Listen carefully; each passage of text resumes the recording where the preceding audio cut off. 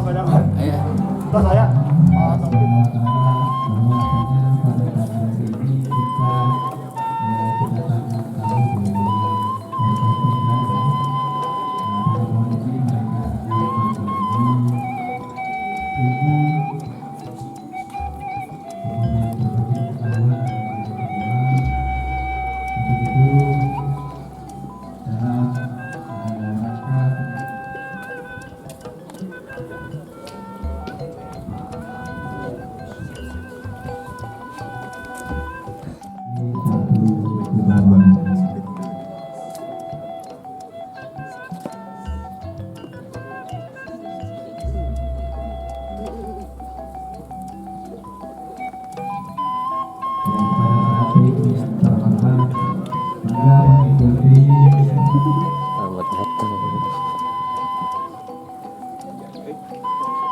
Siswa siswi kami dari ekstrakurikuler tari yang nanti akan memberikan penyambutan.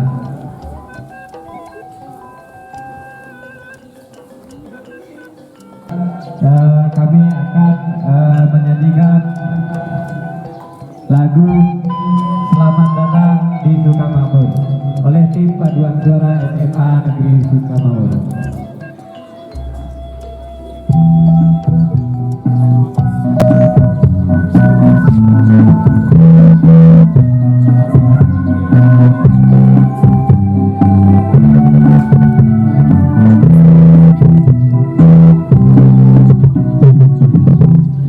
Alam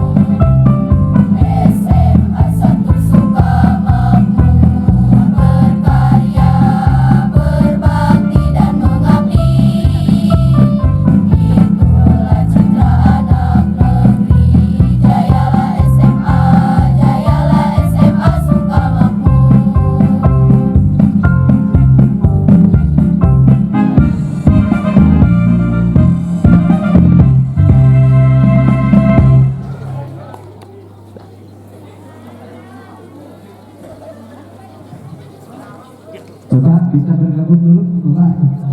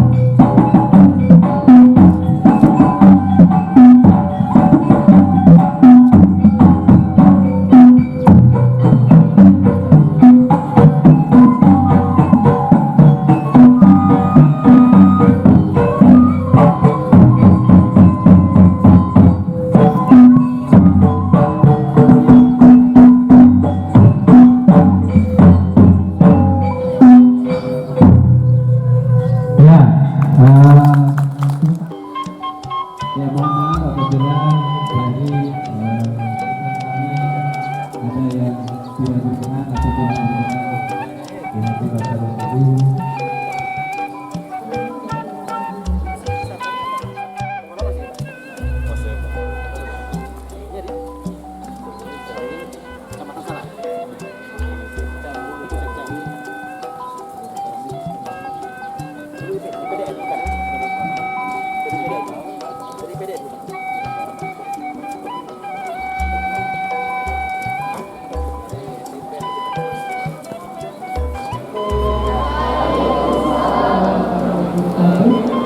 mengucapkan selamat datang kepada hari yang terhormat tamu undangan dari daerah dan juga forum koordinasi pimpinan daerah. Mangga untuk menempati tempat yang telah kami sediakan.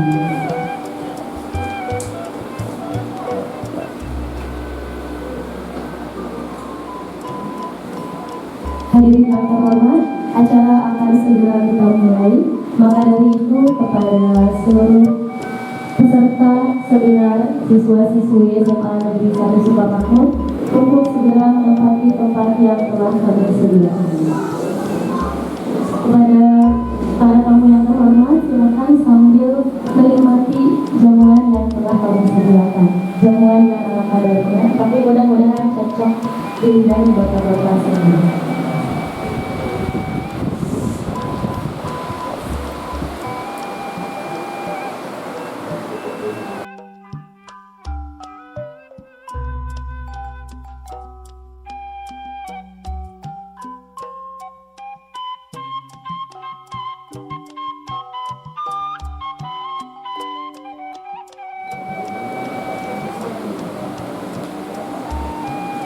Assalamualaikum warahmatullahi wabarakatuh.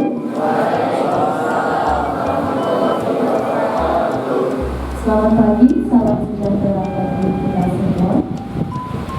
Yang terhormat PLT Bupati Kabupaten Bogor yang diwakilkan oleh Bapak Dr. Hasan SAP SIP MA selaku Camat Sukamakmur beserta jajarannya.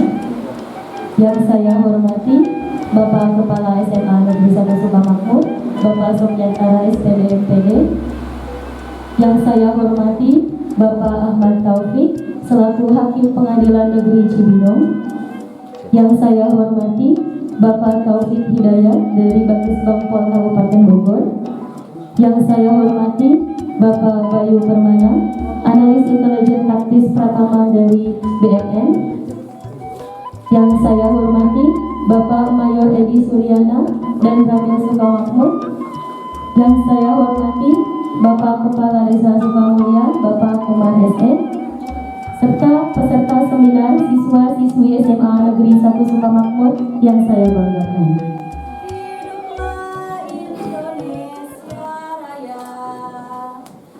Indonesia tanah airku, tanah tumpah darahku.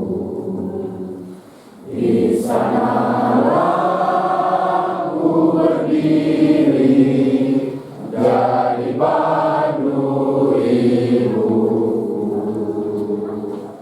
Indonesia kebangsaanku, bangsa dan tanah airku. Marilah kita berseru, Indonesia bersatu.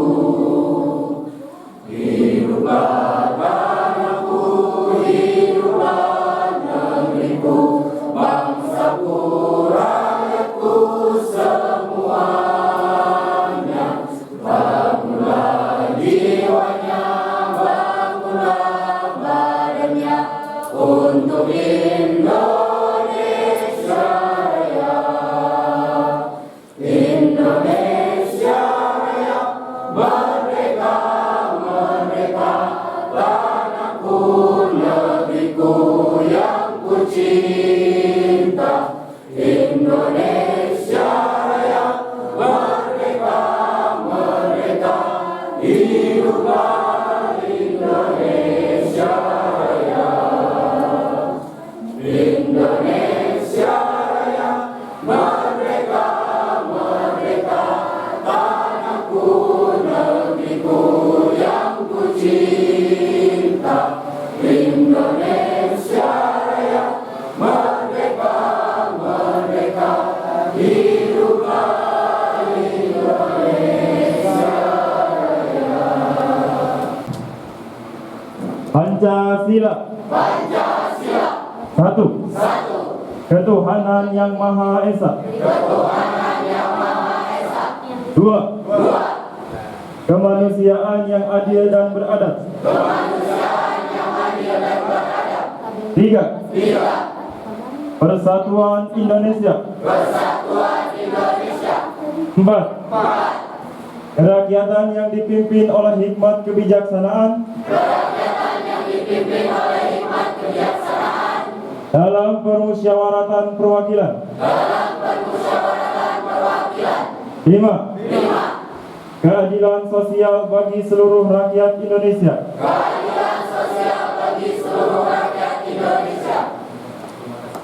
Assalamualaikum warahmatullahi wabarakatuh.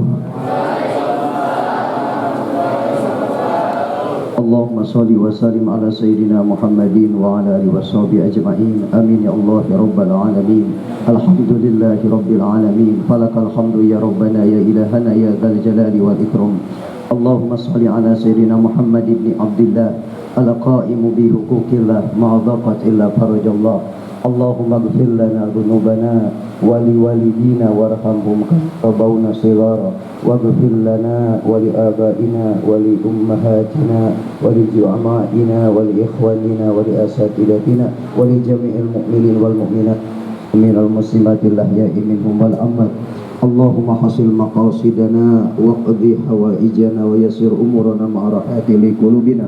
Allahumma arhamna hadal baladal Indonesia waj'alna min ahlil ilmi wa ahlil khair warzuqna bis sa'adah wal ilmi wal manfa'ah bi rahmatika ya arhamar rahimin. Rabbana taqabbal minna innaka as-sami'ul alim wa tub 'alaina innaka antat tawwabur rahim. Allahumma sallimna min kulli afat wa adzabil akhirah. Rabbana la tuzigh qulubana ba'da idh hadaitana wa hab lana min ladunka rahmah innaka antal wahhab. Rabbana atina fid dunya hasanah wa fil akhirati hasanah wa qina adzabannar. Sallallahu ala sayyidina Muhammadin nabiyil ummi wa alihi washabbihi wasallam. Walhamdulillahi rabbil alamin. Al-Fatihah. A'udzu billahi minasyaitonir.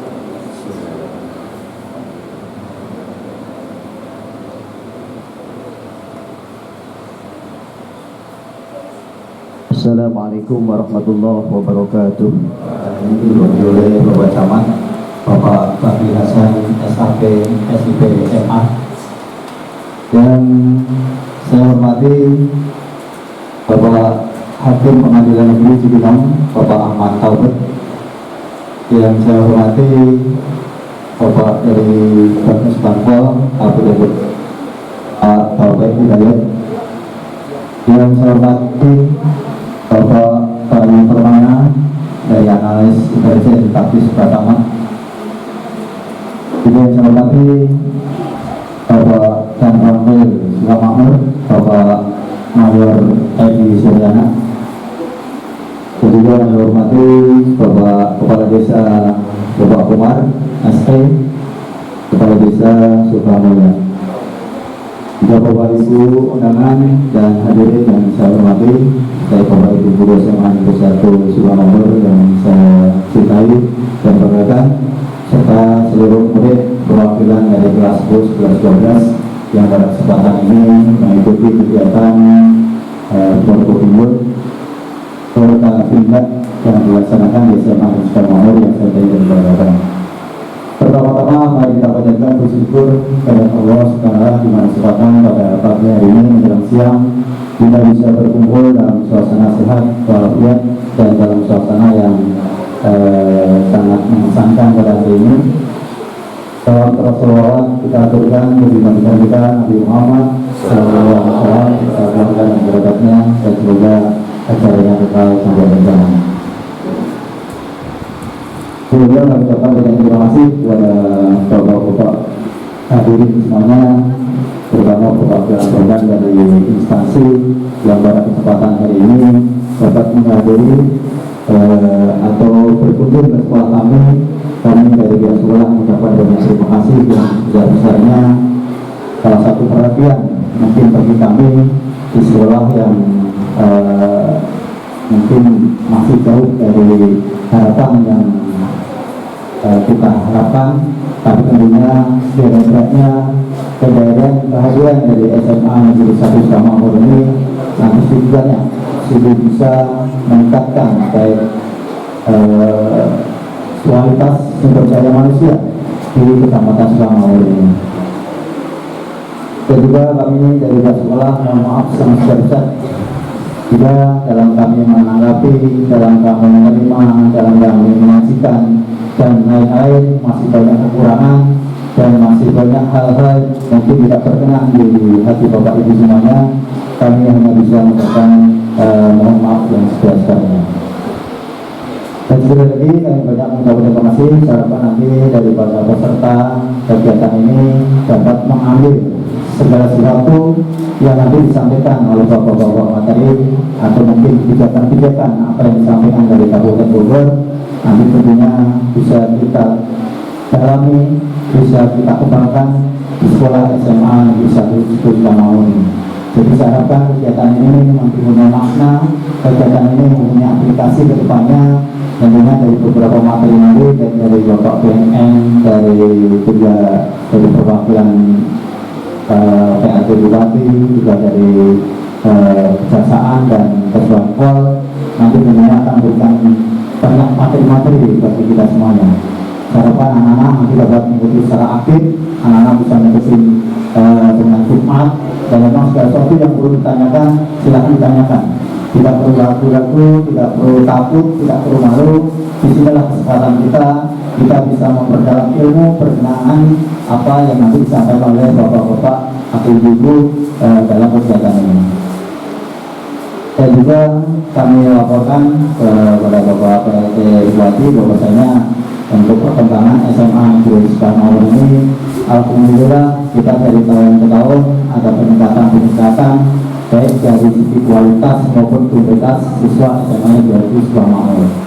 Kita kelas 12 itu baru terdapat rombel belajar, kita kelas 11 ada 5 rombel belajar, dan alhamdulillah kelas 10 kita bisa 7 rombel belajar. Sehingga ini juga salah satu kepercayaan dari masyarakat Sukamawur untuk SMA kita, dan semoga kita bisa amanah dalam menjalankan misalnya kepercayaan dari masyarakat Sukamawur, tentunya tentang sumber daya manusia di Kecamatan Sukamawur ini.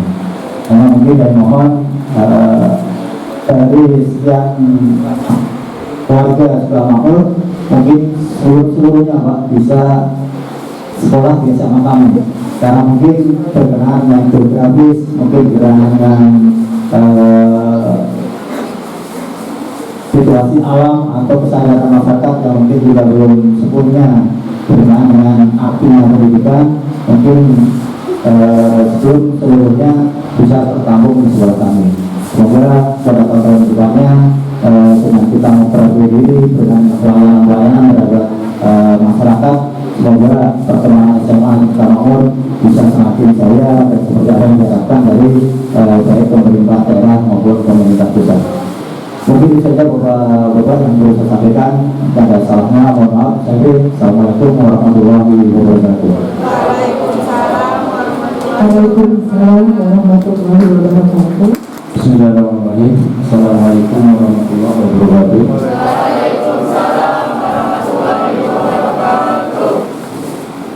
Izinkan saya menyampaikan sambutan Bupati Bogor dalam kegiatan Prokopimda Oskuskur hari ini Rabu 7 September 2022. Bismillahirrahmanirrahim.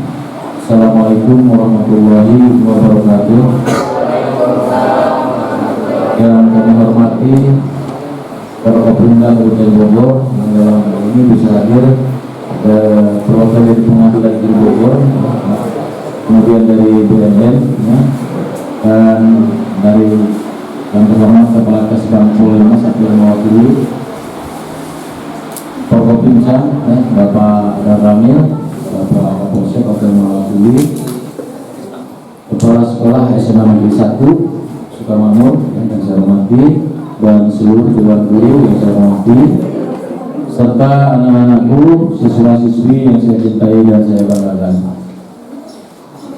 Puji syukur marilah kita panjatkan kehadirat Allah Subhanahu wa taala, karena atas rahmat dan karunia-Nya kita masih diberikan kesehatan untuk mengikuti acara Forkopimda Agustus 10. Salawat dan salam senantiasa kita curahkan kepada junjungan kita Nabi Muhammad SAW, keluarganya, sahabatnya, dan para pengikutnya hingga akhir zaman. Semoga Anda semua dalam keadaan sehat dan semangat. Saya selalu mengingatkan untuk tetap menerapkan pola hidup bersih, sehat, dan menjaga protokol kesehatan, utamanya memakai masker untuk menjaga kesehatan kita bersama.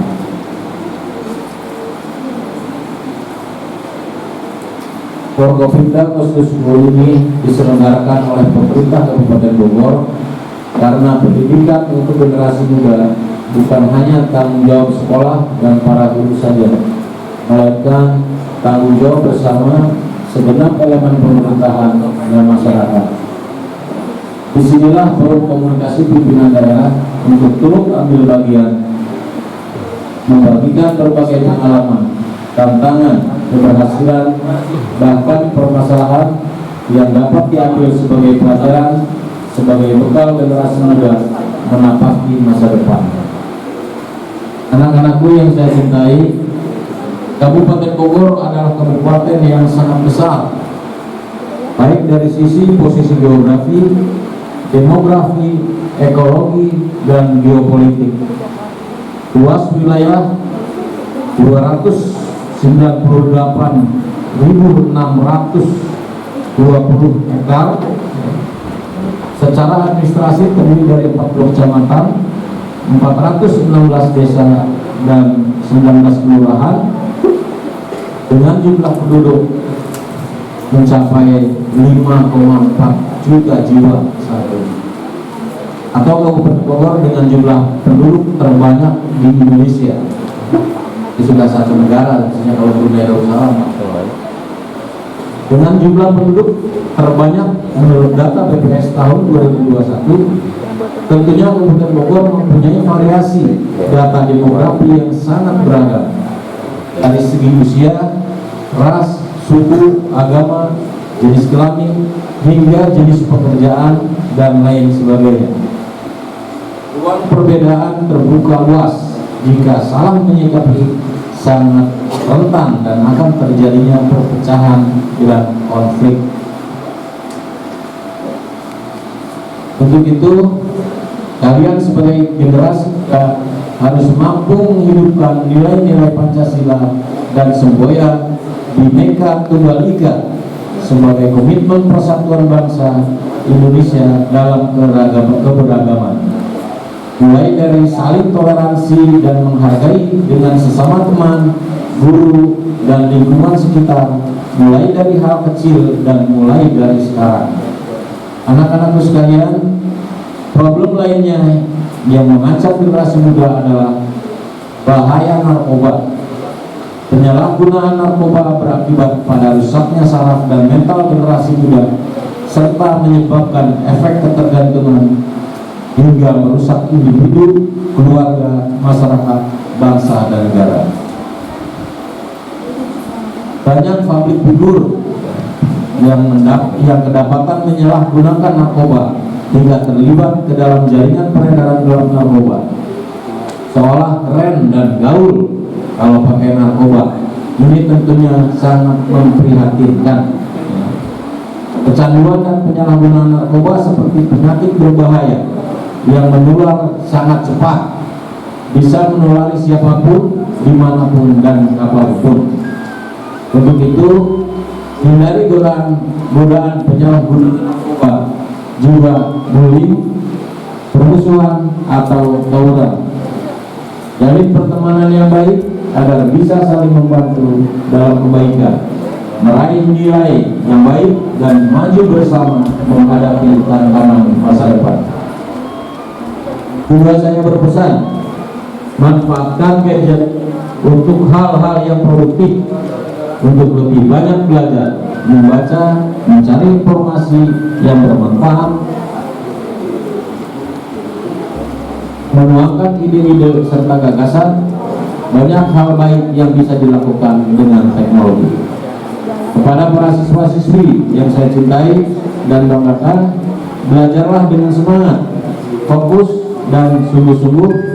Semoga Anda semua tumbuh menjadi generasi yang cerdas, berprestasi, tangguh, dan berakhlakul karimah, dan mampu meraih cita-citanya dan menjadi manusia yang berguna bagi agama, kedua orang tua, masyarakat, bangsa, dan negara. Amin ya rabbal alamin. Terima kasih. Wabillahi taufiq wal hidayah. Wassalamualaikum warahmatullahi wabarakatuh. Saya ingin menambahkan sedikit ya. Saat ini adik-adik sekalian, kalau untuk menjadi pintar dan cerdas itu mudah dengan berbagai macam teknologi, tapi memiliki akhlak yang baik, ya, memiliki kepribadian yang baik, itu sangat penting. Ya. Apalah artinya pintar jika tidak dibarengi dengan akhlak yang baik. Ya. Nah, Kabupaten Bogor dalam Pancakarsa yang kelima itu adalah Bogor berkeadaban. Makanya kegiatan seperti ini memang harus dilakukan, ya. Karena banyak hal di luar kita sesungguhnya yang mempengaruhi kepada perilaku, ya, etika, moral, ya. Makanya adik-adik ini nanti dengarkan ya secara seksama, baik itu narasumber dari Pengadilan Negeri Bogor dan juga dari BNN, ya. Jadi katakan sekarang, say no to drug, ya. Jangan dicoba-coba, ya. Kalau coba-coba nanti hadapannya dengan Pak Kapolsek, ya. Gitu. Tidak ada toleransi, ya. Makanya silakan seperti tadi pesan dari Bapak Bupati supaya bersemangat untuk sekolah, karena tugas adik-adik sekalian untuk belajar. Tidak hanya belajar masalah pengetahuan, tetapi juga belajar berperilaku yang baik, ya. Karena saya itu tambahannya. Terima kasih. Assalamualaikum warahmatullahi wabarakatuh.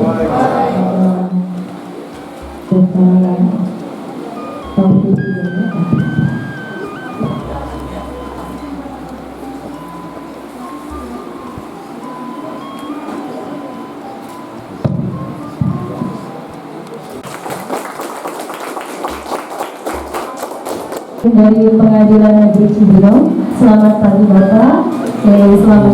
Selamat datang di SMA Negeri 1 Sukamakmur. Sebelum kita ke materi, mungkin kita ngobrol-ngobrol santai sedikit ya Bapak, biar tidak terlalu serius. Oke, kalau boleh saya tahu di mana Bapak? Apakah ini pengalaman pertama datang ke Sukamakmur? Saya itu tugas di Cibinong ini baru 2 bulan. Ini memang pertama saya kesini, walaupun tinggal saya ya satu kawasan lah sini. Kalau tahu Trans Studio Cibubur, saya tinggal di dekat situ. Jadi saya itu tadi muter ke Cibinong harus ke kantor. Kalau sebenarnya kalau dari rumah ke sini itu paling 30-40 menit saya lihat. Tapi ya namanya kita harus ke kantor dan juga rombongan dari Pemda juga dari Cibinong, ya udah kita bergabung. Jadi kalau tinggal saya dekat sini. Berarti asli. Kalau asli saya dari seberang. Saya dari Sumatera, saya Palembang. 2 bulan saya tugas di sini. Sebelumnya saya di Gresik. Saya itu sudah 2 pulau saya jelajahi, Sumatera dan Jawa. Kalau bisa cukup Sumatera dan Jawa, jangan nambah lagi ke Kalimantan karena nggak usah. Saya tuh banyak juga bisa Indonesia Timur itu adalah Jawa Timur, jadi banyak di barat. Yang jauh saya tugas di Gresik sama di Sumatera Utara. Saya rasa sudah cukup. Terima kasih Bapak atas informasinya. Oke, mungkin boleh disampaikan lebih lanjut saat ini, tapi kan tadi saya salah sebut atau gimana? Saya hanya hakim. Kita di kantor itu cuma ada 2 jabatan, ketua dan wakil sama hakim. Saya kebetulan hanya hakim saja. Jadi yang memeriksa, mengadili dan mengurus perkara pidana dan perdata. Kalau waktu saya di Gresik juga menangani perkara sengketa buruh atau hubungan industrial. Di sini tidak ada. Jadi SIM saya satu lagi sementara dibekukan. Sama satu lagi tipikor, tapi saya belum pernah bersidang. Bisa jangan ya, tipikor itu capek. Dia sampai jam 12 malam bahkan pernah sampai subuh. Gak usah aktif dari tipikalnya, nggak usah. Karena harus ke Bandung kan. Oke. Ya, jadi Bapak Novi ini menjabat sebagai hakim di Pengadilan Negeri Cibinong, Anak. Jadi kalau misalkan ada yang berminat kedepannya ingin menjadi hakim, boleh ya Bapak setelah ini menghubungi Bapak? Silakan. Nanti saya sharing nomor handphone. Oke. Atau kalau yang ada akun medsos, tapi saya medsos saya cuma satu yang aktif, saya di FB, atau Twitter hanya untuk melihat. IG saya juga tidak pernah posting apa-apa. Apalagi TikTok saya juga bingung. Tapi ada yang TikTok nggak di sini? Kenapa? Banyak. Ayo kita TikTokan. Siapa yang mau maju? Ayo. Kita nyantai aja. Gak usah malu-malu. Ayo mau TikTokan silakan. Ayo. Moderatornya. Waduh. Ya udah main TikTok ayo. Boleh Pak. Kalau saya TikTok saya jujur baru tadi pagi tadi malam saya aktifkan akunnya, itu juga nggak ngerti. Soalnya pengen lihat aja gitu loh, jangan nggak tahu perkembangan gitu kan. Dan juga apalagi di sini benar-benar blank, hilang sinyal saya di sini. Begitu. Kebetulan di sini memang area Banyak bawah kan, makanya hilang sinyal. Sinyal pun susah Pak. Pak tadi bilang di atas tadi masih oke. Laporan ke kantor kan begitu masuk ruangan saya apa saya sendiri. Tanya beliau yang satu nama dengan saya, ternyata juga hilang sinyal. Mohon maaf ya, saya ambil air minum saya daripada buka yang baru. Ya, kita jangan mubazir. Saya itu paling tidak suka mubazir. Kalau kita di NTT iklan Aqua itu memang mahal air. Di NTT itu memang susah air. Sehingga ada anekdot NTT. Nanti Tuhan tolong atau nasib tak tentu. Memang benar-benar saya pernah ke sana. Nanti teman saya pelantikan sampai ke Tim-Tim, saya ke perbatasan masuk ke wilayah Tim-Tim, bahkan sekitar 10 km dari perbatasan. Di sana itu air memang mahal. Memang tanahnya sebenarnya kita coba di sangat tandus. Lebih banyak batu daripada rumput. Makanya di sana kan yang berkembang hewan kuda kan. Karena susu kuda liar di sana kan. Oke, lanjut. Oke, jadi kalau kita ambil kesimpulan, habiskan atau jangan diminum sama sekali. Betul ya Bapak ya? Iya. Saya tadi meninggalkan satu gelas kecil di rumah kepala sekolah. Jadi kalau memang masih ada saya minum. Iya, jangan lagi. Karena memang air itu sesuatu yang mahal. Sekarang dia dibeli jual berapa? 5.000 kan? Ada harga kan? Bahkan di bioskop aksesoris 10.000. Lebih mahal lagi kan di KFC 10.000. Baik, terima kasih Bapak atas interview-nya. Mungkin kita akan mulai materi kita pada pagi hari ini. Materi pertama yaitu terkait persidangan dalam perspektif sistem peradilan pidana Indonesia. Saya tidak siapkan slide ya, saya pikir tidak perlu slide. Ini nanti handout saya tinggal. Ini kalau di perkuliahan ini semester 3 4 SKS hukum pidana. Oke, boleh. Berarti nanti Bapak paparkan, terus kita beri kesempatan. Mungkin ada anak-anak yang bertanya ya Pak, kita kasih. Mungkin sebelum saya bertanya, sebelum saya bicara, saya pengen. Kalau dia pengen nanya silakan. Kalau tentang hal apapun belum bisa saya jawab, saya akan jawab. Tapi kalau masalah perkara, mohon maaf, saya berikan kode etik tidak boleh mengomentari perkara yang hidup. Saya terima sumpah jabatan. Kalau mau nanya silakan, kita dialog aja. Ada mau nanya? Silakan. Ada yang pengen denger? Ya kira-kira sekilas saya akan jelaskan fakta hukumnya, tapi tidak akan menjurus ke satu kasus. Silakan. Gimana gitu? Ayo nanya apa aja. Silakan. Nanya apa aja yuk. Kalau pengen jadi hakim atau apa? Ayo silakan. Kadang mereka itu banyak pertanyaan tapi malu untuk mengungkapkan Pak. Gak usah malu. Daripada saya tunjuk nanti. Kita dialog aja, kita gak usah apa tuh. Biasanya ada kaos, ada book, ada tas. Ada tiket umroh juga Pak. Tiket umroh. Umroh kata ibunya. Ibunya sama ibu. Ayo, kita dialog aja, nanya aja, ayo, sekarang mau nanya. Daripada kita corong teknik, saya todong. Nanya apa aja, oh ya, ayo, maju nih. Tentang apa soal hukum ya, jangan soal yang lain ya. Saya nggak ngerti.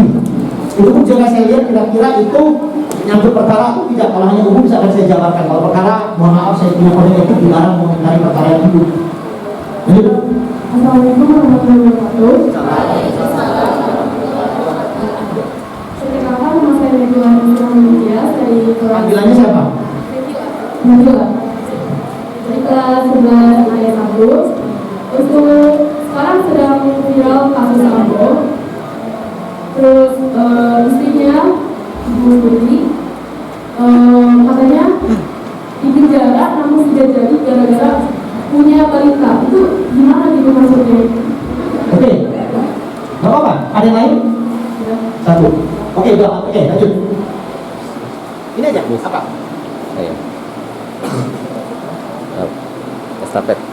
Assalamualaikum warahmatullahi wabarakatuh. Perkenalkan, nama saya Muhammad Yusuf Zamenda dari sebelah TPS 3. Sebelumnya Pak, mohon izin mau bertanya, apa pidana bagi pengguna narkoba? Apa tindakan bagi pengguna? Tindakan bagi pengguna narkoba. Baik. Mungkin ada lagi yang mau bertanya? Bapak, apakah kita tampung semua atau kita jawab dulu pertanyaan dulu? Oke, ya baik. Saya ingatkan kembali pertanyaan pertama dari Nevila, yaitu terkait kasus Sambo yang 2 bulan ini belum beres-beres ya Bapak. Kan Ibu Putri ini tadinya mau dipenjara tapi tidak jadi dipenjara dikarenakan punya bayi. Mungkin seperti kita tahu banyak kasus-kasus yang dimana ibu-ibu itu ada yang dipenjara padahal banyak dari mereka memiliki bayi, bahkan ada yang numpang lahiran di sel gitu. Mana Bapak tanggapannya? Juga yang mulai juga karena hanya ke depan, saya dari belakang. Penahanan itu adalah upaya paksa. Ada 3 jenis penahanan: tahanan rumah, kota, tahanan di penjara atau rutan terlebih. Penahanan itu bersifat subjektif. Ada syarat objektif dan syarat subjektif. Jadi itu bukan adalah pada kewenangan pemerintah. Penahanan dilakukan karena apa? Pertama, ada kemungkinan si pelaku atau tersangka atau terdakwa mengulangi melakukan kejahatan. Kedua, kemungkinan dia merusak atau menghilangkan barang bukti. Ketiga, dia berpotensi melarikan diri. Itu syarat objektif. Syarat subjektif itu hanya diketahui berdasarkan penilaian dari yang menahan. Kalau kita bicara kasus Sambo, dia kan masih ada di taraf penyidikan. Berarti untuk mengetahui kenapa polisi tidak menahan, tanyanya sama penyidiknya, bukan sama semua polisi. Itu makanya saya jawab secara umum. Kalau secara kasus tidak bisa saya jawab karena itu masih hidup makanya. Jadi penahanan itu adalah upaya paksa. Tidak semua pelaku kejahatan itu ditahan. Ada beberapa hal-hal tertentu, kembali kepada syarat objektif dan syarat subjektif. Tadi Anda katakan, ada juga dari MC juga mengatakan ada ibu-ibu yang bahkan melahirkan di penjara. Ada juga ibu-ibu yang membawa bayinya di penjara.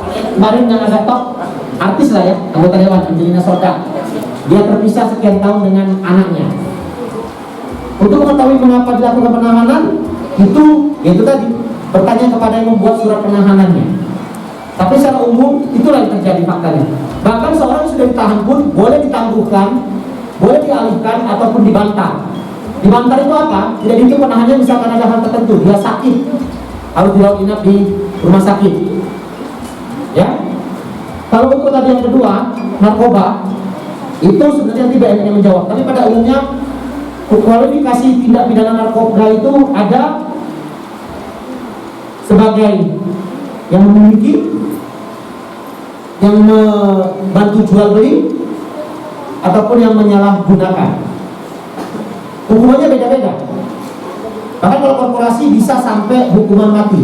Ada sanksi minimal, ada yang 3 tahun, ada yang 5 tahun. Itu di undang-undang narkotika bisa tidak lebih jelas. Nanti akan mungkin dari slide dari BNN karena memang spesifik masalah narkotika. Oke, lanjut.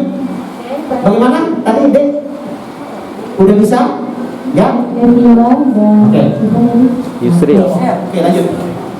Oke Yusril, apakah pertanyaan sudah terjawab ya? Oke, jadi kalau untuk penanganan pengguna narkoba itu disesuaikan dengan tingkatnya ya Pak ya? Ada yang pengguna, ada yang pengedar, ada yang betul sekali. Tapi jangan coba-coba ya Yusril ya. Buat pekerjaannya dan sehat terus. Oke, teman-teman boleh kasih aplaus sekali lagi untuk Bapak Ahmad Taufik. Terima kasih Bapak, silakan. Oke. Terima kasih moderator waktu yang diberikan kepada saya. Sebelumnya, Assalamualaikum warahmatullahi wabarakatuh.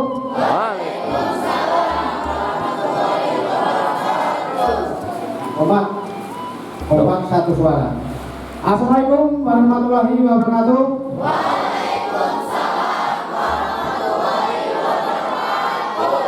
Terima kasih adik-adik, berarti masih segar semua, sehat semua. Ya. Ayo. Penuh semangat. Hadiah menunggunya. Lalu pegang kepala supaya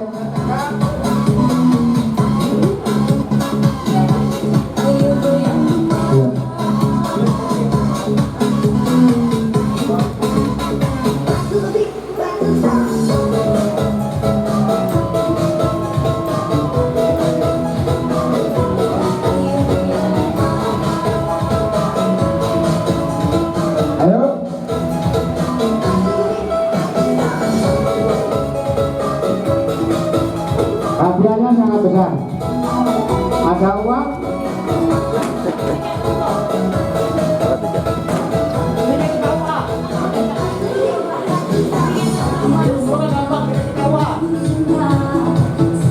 ya ikuti.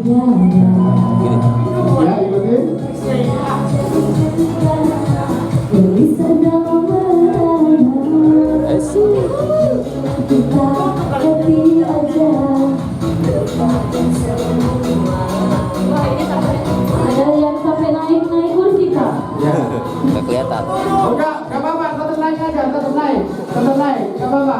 Naik, enggak apa-apa.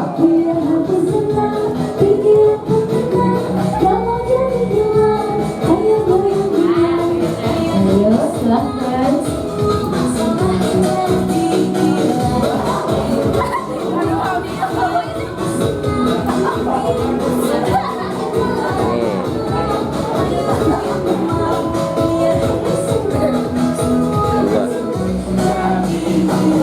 Iya. Assalamualaikum warahmatullahi wabarakatuh. Perkenalkan, nama saya Hilda Nadia. Saya dari kelas 12 IPA 1. Bapak ingin bertanya, apakah minuman keras juga bisa termasuk ke dalam penyalahgunaan narkoba atau tidak? Udah? Udah. Perkenalkan, nama saya Edi Irawan dari kelas 12 IPA 1. Pengedaran narkoba itu kan selalu dilakukan dengan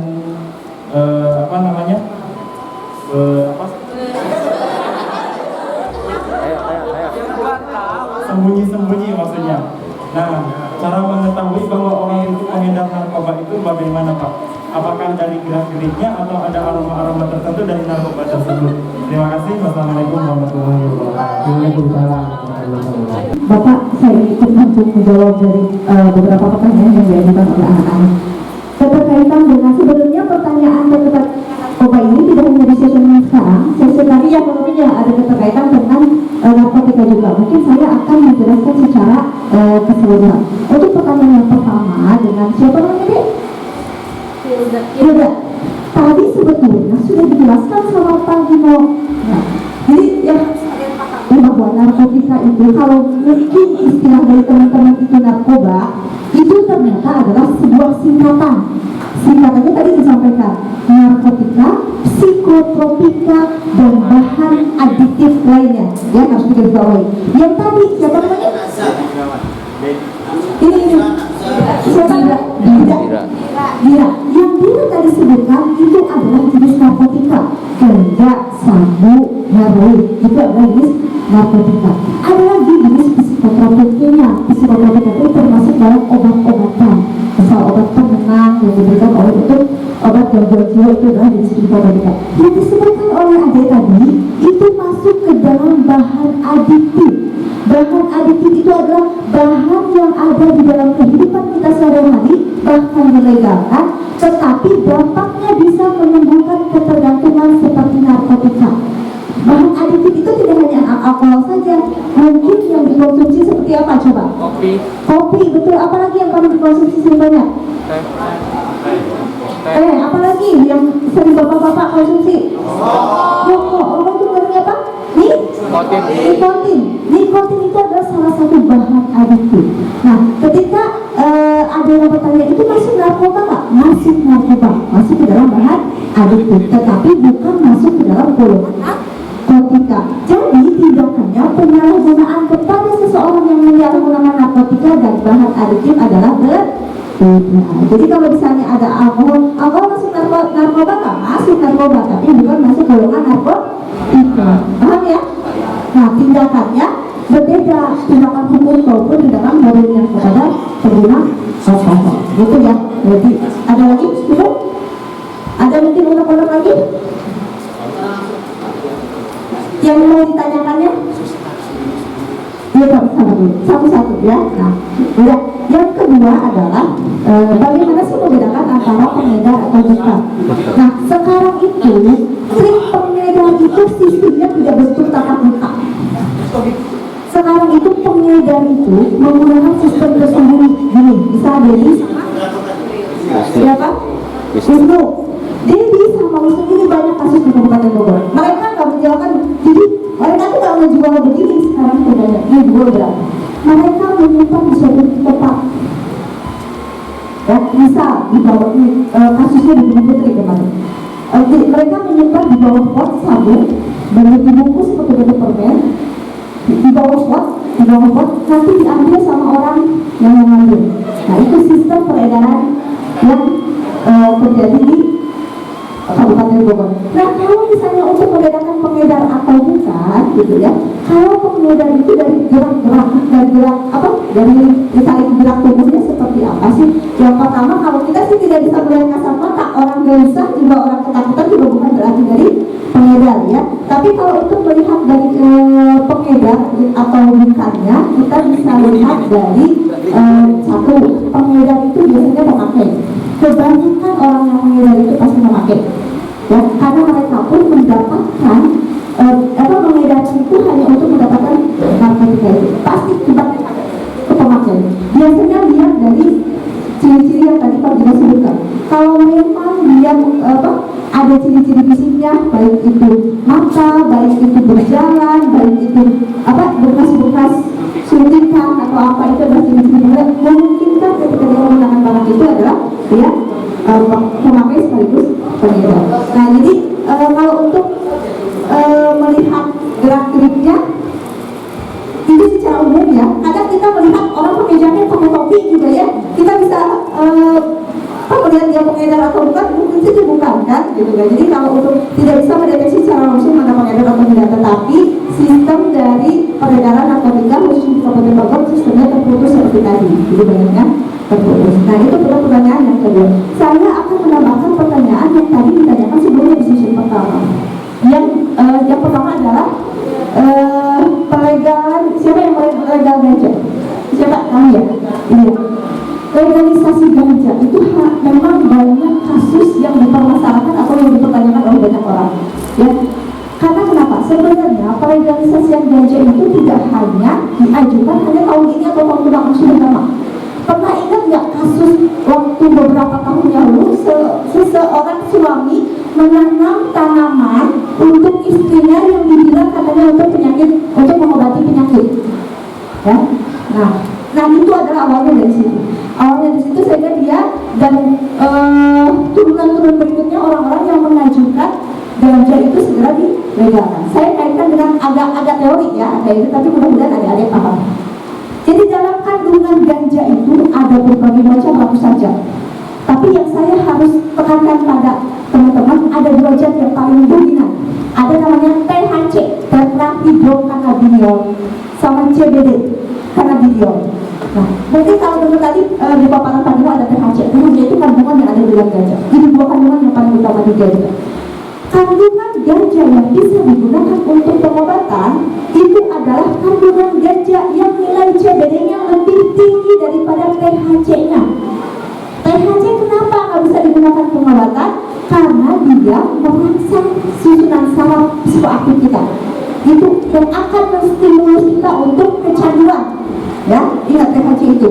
Yang terjadi di Indonesia, kalau kita jangan biarkan bahwa ganja di Indonesia itu adalah ganja yang terbaik, tapi kalian bangga ganja di Indonesia itu adalah ganja yang mengandung kadar THC-nya lebih tinggi daripada CBD-nya. Ya, paham ya? Seperti itu. Kenapa di luar negeri kok dilegalkan? Di luar negeri itu jenis ganja yang digunakan adalah jenis ganja yang sudah mengalami rekayasa genetika, yang direkayasa sehingga kadar CBD-nya jauh lebih tinggi daripada THC-nya. Paham nggak sampai segitu? Paham ya? Paham, mudah-mudahan bisa dipahami karena sisi hormon. Berarti kenapa Indonesia sampai sekarang tidak bisa melegalkan ganja? Satu itu, karena ganja di Indonesia kadar THC-nya jauh lebih tinggi. Intinya madaratnya lebih tinggi daripada manfaatnya. Ya, jadi sampai sekarang ganja belum bisa dilegalkan. Ya.